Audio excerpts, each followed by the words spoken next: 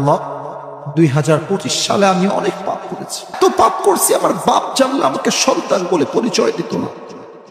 আল্লাহ আমার পাপের খবর আমার মা জানলে আমাকে সন্তান বলে পরিচয় দিত না।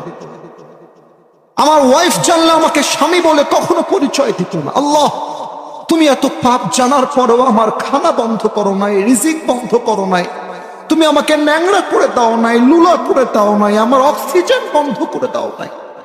আল্লাহ 25 সাল শেষ হয়ে গেল, আমি তো কোনো আমল করতে পারলাম না। আল্লাহ আমি তোমার কাছে তওবা করছি, তুমি আমার 25 সালের সব গুনাহ মাফ করে দাও।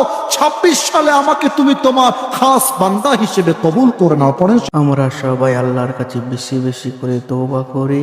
আল্লাহ তুমি আমাদের জীবনের গুনাহগুলো মাফ করে দাও। 2026 সালে আমরা যেন কিছু নেকির কাজ করতে পারি, গুনাহ থেকে দূরে থাকতে পারি, সে তৌফিক তুমি আমাদের দান করো। সকলে বলুন আমিন।